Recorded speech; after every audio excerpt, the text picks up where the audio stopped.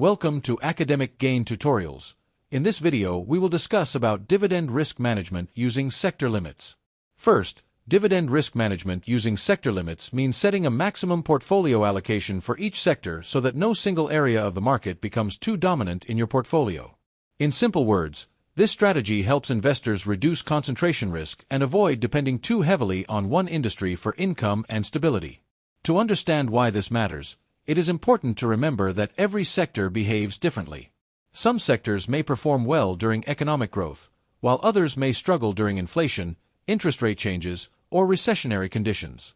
Therefore, if too much of your dividend portfolio is concentrated in one sector, your income and capital may become more vulnerable when that sector faces trouble.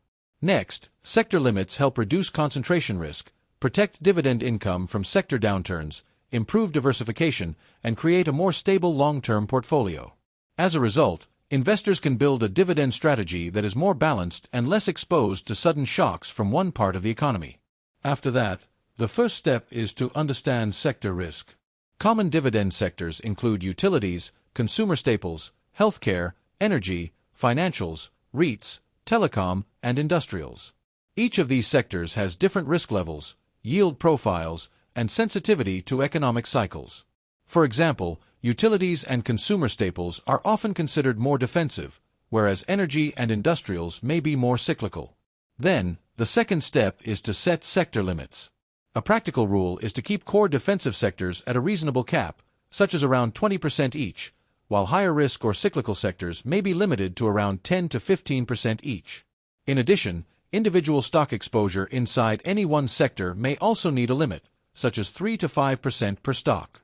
Of course, the exact limits may depend on the investor's goals, time horizon, and risk tolerance. Furthermore, the third step is to build a balanced mix across sectors. A sample allocation might include 15% in consumer staples, 15% in utilities, 15% in healthcare, 12% in financials, 10% in industrials, 10% in REITs, 8% in energy, 8% in telecom, and the remaining portion in broad dividend ETFs or other diversified holdings. In this way, the portfolio spreads its income sources more effectively. In addition, the fourth step is to match sector roles clearly. Defensive sectors are usually selected for steady income, lower volatility, and stability. On the other hand, cyclical or higher yield sectors may provide more income opportunity, but they also come with greater economic sensitivity and higher price swings. Because of this, investors should know the job of each sector inside the portfolio rather than holding positions without a clear purpose. At the same time, it is very important to avoid over-concentration.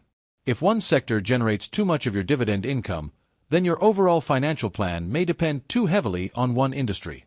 Moreover, chasing high yields can push investors into excessive exposure to risky sectors. Consequently, a dividend cut or sector downturn could hurt both income and confidence. Afterward, the next step is to rebalance periodically. Reviewing the portfolio every 6 to 12 months can help investors trim overweight sectors and add to underweight sectors when appropriate. Most importantly, rebalancing should be done with discipline and logic, not emotion, so that the portfolio stays aligned with the original risk plan. Moreover, investors should also monitor sector-specific risks. For example, utilities may be sensitive to interest rates, energy may react strongly to commodity price swings, REITs may be affected by property market and rate conditions, financials may be exposed to credit and recession risk, and healthcare can face regulatory pressure. Therefore, even a diversified portfolio still requires regular observation and adjustment. Finally, sector limits work best when combined with quality filters. Investors should look at payout ratio, dividend history, earnings and cash flow strength, debt levels, and overall business stability. In other words, diversification alone is not enough. Each holding should also be screened for quality so that the dividend income is more reliable over time. Overall, a strong dividend risk plan uses sector limits to control concentration, diversify income sources, reduce exposure to sector-specific shocks, and create a more stable portfolio across changing market conditions. By setting maximum sector caps, limiting single stock exposure, rebalancing regularly, and focusing on quality dividends, investors can manage risk more effectively while still pursuing long-term dividend income. If this short video was helpful, give it a thumbs up and subscribe to the channel. Thank you.